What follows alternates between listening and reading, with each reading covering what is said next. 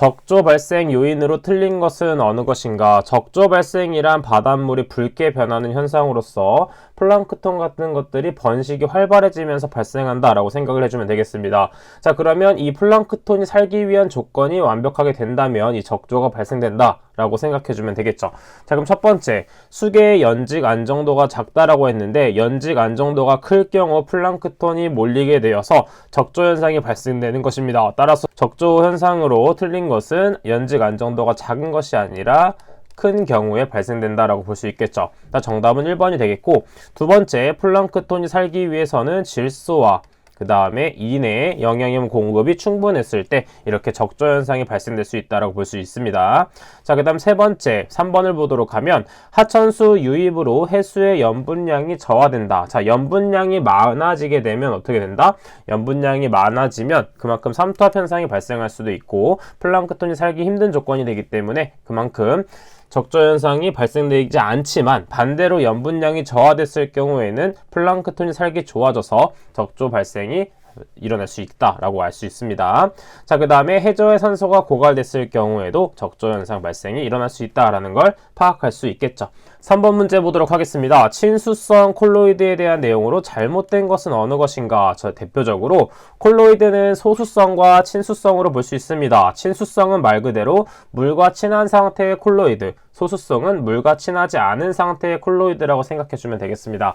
자, 그럼 물과 친한 녀석의 콜로이드를 한번 생각해보면 1번, 틴달 효과가 거의 없다. 말 그대로 친수성 콜로이드이기 때문에 물과 반응하기 쉬운 녀석들이다 라고 생각해주면 되겠죠. 따라서 물속에 잘 녹아있기 때문에 틴달 효과가 거의 없다라고 볼 수 있겠고, 두 번째, 표면 장력이 용매와 비슷하다라고 했었는데 이때 표면 장력이 용매와 비슷한 경우는 친수성이 아니라 소수성에 대한 내용이다라고 볼 수 있습니다. 따라 정답은 2번이다 볼 수 있겠고, 대표적으로 친수성 콜로이드는 4번 보기 에멀전 상태로 존재한다라는 걸 알 수 있으며, 그 다음에 친수성 콜로이드의 대부분은 소수성 콜로이드를 보호하는 작용을 한다 정도 알고 있으면 되겠습니다. 4번 문제 보도록 하겠습니다. 하천의 DO가 8mg/L, 그 다음에 최종 BOD가 10mg/L일 때 용존 산소 곡선에서의 임계점에 도달하는 시간을 구하는 문제가 되겠습니다. 자, 이때는 공식이 주어져 있고 실기시험을 봤을 때는 이 공식이 주어져 있지 않기 때문에 실기시험까지 대비하시는 분들은 이 공식을 암기를 해주시면 되겠습니다.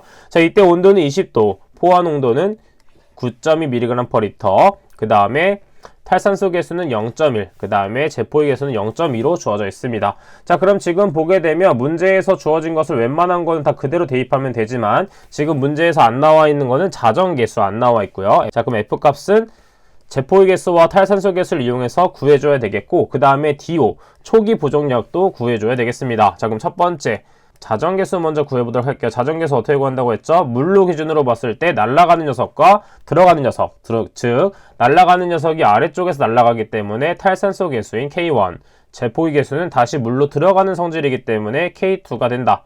자, 그래서 K1은 0.1, K2는 0.2로 져 있으므로 자정계수는 2다 라고 볼 수 있습니다. 자, 두 번째, DO 부족량 D0를 구해보도록 하겠습니다.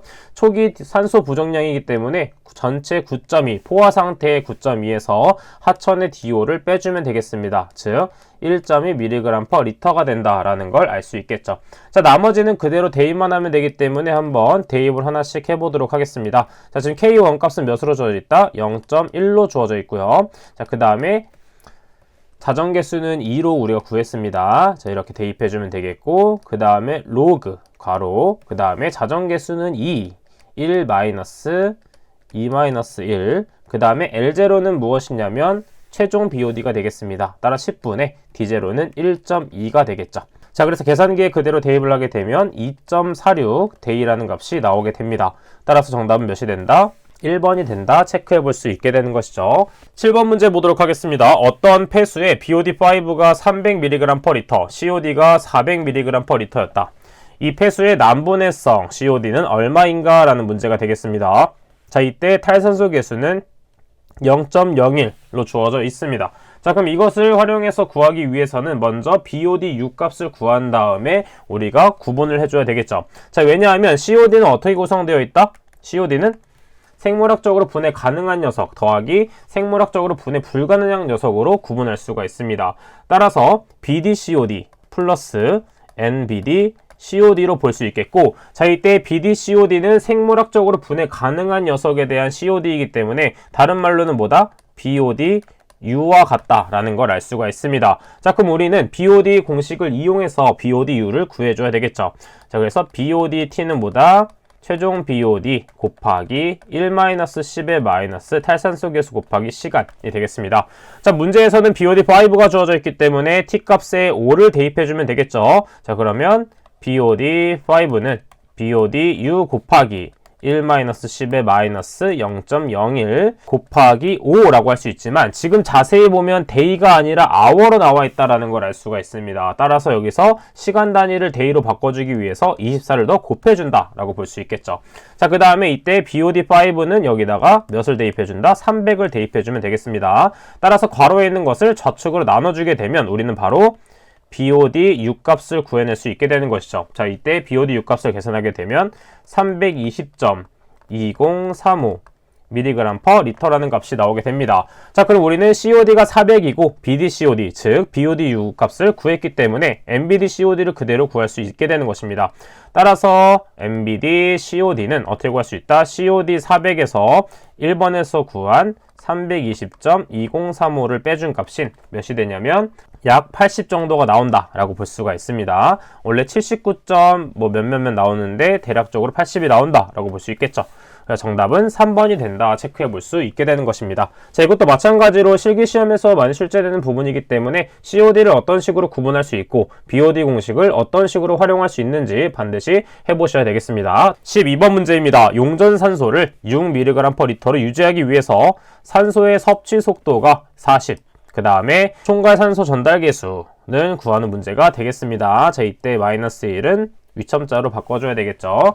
자, 이것은 마찬가지로 실기에서도 출제되는 문제로서 공식을 알고 있으면 되겠습니다. 자, DT분의 DC는 총괄산소 전달 계수 KLA, 그 다음에 CS-C가 되겠습니다. 자, 지금 우리가 구하고자 하는 것은 총괄산소 전달 계수이기 때문에 KLA에 대한 식으로 바꿔주도록 하면 DT분의 DC, 그 다음에 곱하기 나눈 것이므로 CS-C분의 1이 된다라는 걸 알 수가 있습니다.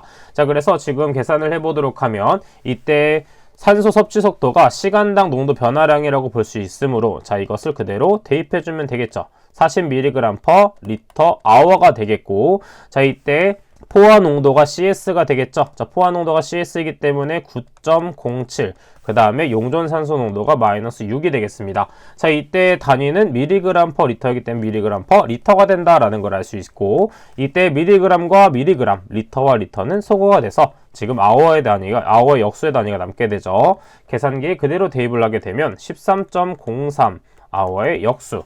따라 정답 몇 번이 된다?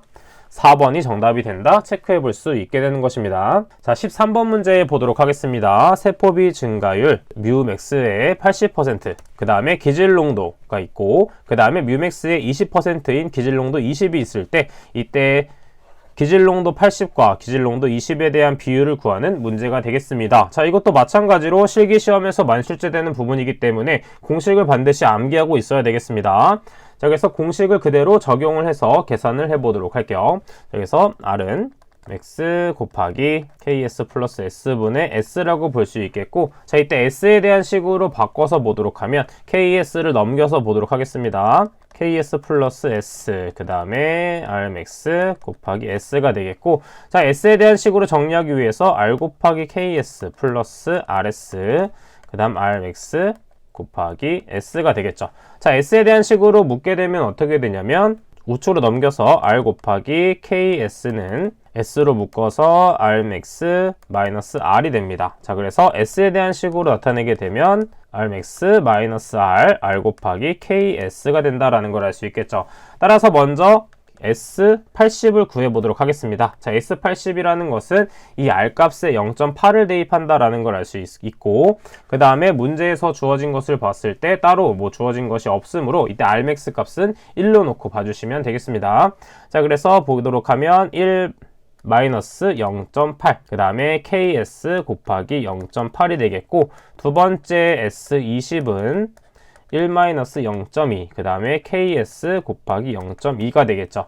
따라서 S80을 구하게 되면 4ks가 되겠고 S20은 4분의 1 ks가 된다라는 걸 알 수 있습니다. 따라서 S20분의 S80이기 때문에 지금 그 비율을 구하게 되면 4분의 1이 역수가 되므로 16이 나온다라는 걸 알 수 있습니다.